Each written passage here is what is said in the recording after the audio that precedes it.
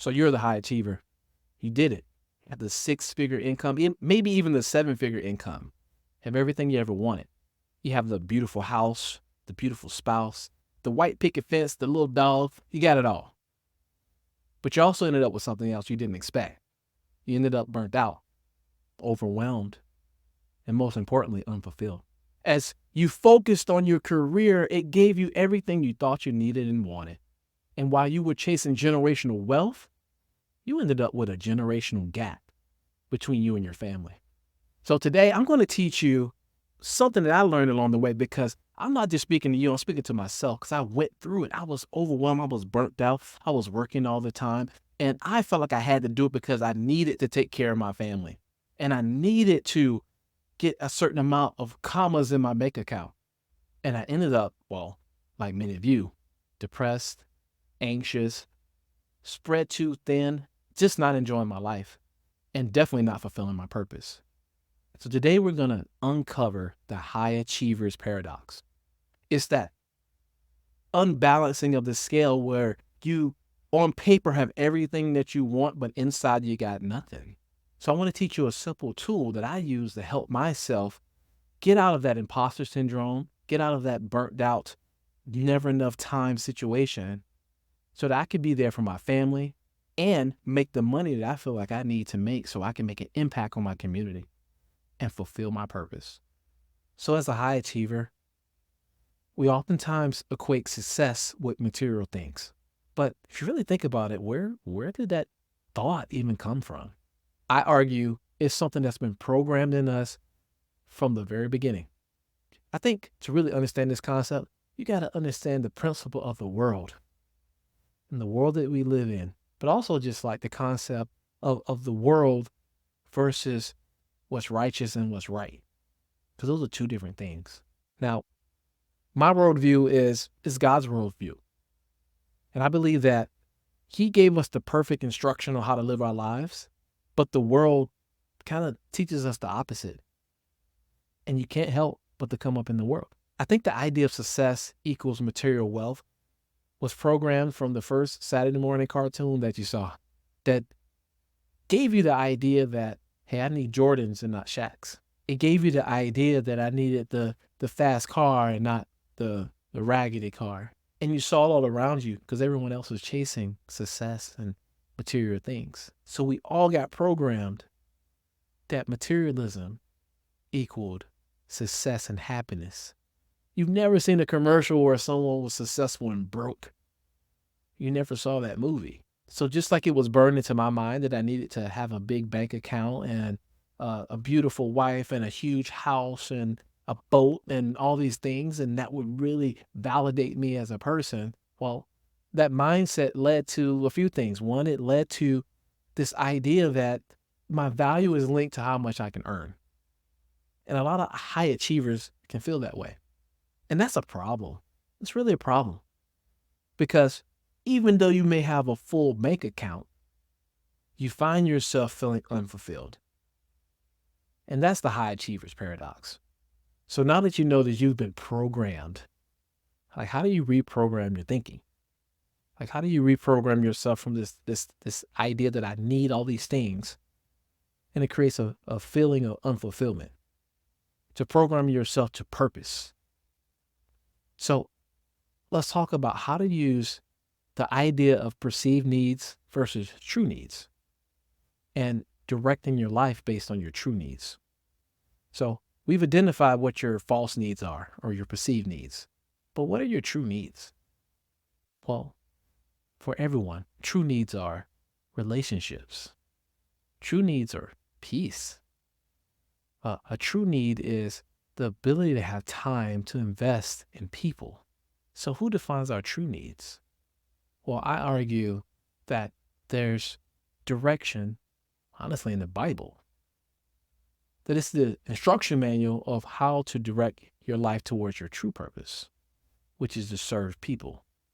You know, one thing that I've learned that messed me up and flipped my life upside down is because, look, I was raised in the South. And in the South, everybody, when I was coming up, they believed they were a good person. And And the way that we operate in the South is, you live your life, but on Sunday, you're going to go to church. And I spent my early life doing this. I was trying to please people, and then I would go serve God on Sunday. And then I would please people and then go serve. And then I get in this cycle of pleasing people, pleasing people, pleasing people. And then I realized you can't please people. And I realized that if I spent my life trying to please people, it always led to frustration and being upset. And the idea that flipped things around for me was, well, maybe I shouldn't be pleasing people and serving God, but maybe I should be serving people and pleasing God. And that really flipped things on its head. And that's how true purpose is, to serve each other and to help each other. So if we can build our careers around helping and serving people, well, there's more peace and fulfillment. And by flipping things over this way, it helps us realize our real need is to serve, not to accumulate wealth. So how do we use that concept to help us overcome burnout? Well, first of all, let's talk about serving people. So serving people is a big part of having a successful business. The best businesses solve the biggest problems. But sometimes we kind of lose our focus in our work and forget that it's all about the people. I get it. Sometimes our interactions with people don't go that well. People are rude and impulsive and entitled, and like, why should we do stuff for other people? Well, I think it's the reason that we exist is to serve each other. And I think that's the way that God works through people, is by our works. So a way to get more fulfillment out of your life is to forget about the dollar sign and remember the individual that you're trying to serve. A lot of times, though, we forget that there's other people in our lives that we need to serve. It's not just our customer. So we have to serve our families first and foremost. Like, what would your life look like if you really served your spouse? That their needs were important and you took time to serve them at a high level, to make sure that they felt fulfilled and loved and taken care of and attended to. How would your kids turn out different if you served them at a high level? Not just by giving them things, but giving them time, giving them direction, giving them mentorship, giving them opportunity. You serve them. You serve them in such a way that the thing they cherish the most is the relationship with you. You can create that environment all around you in your customer, that you serve them at such a high level that you solve their problem. They throw money at you. If you serve your family at a high level, they stand by you and you feel fulfilled by the time you get to spend with them. What if you served your friends at a high level? That it was important to you to keep in contact with them, that you made time for them instead of working those extra few hours at work.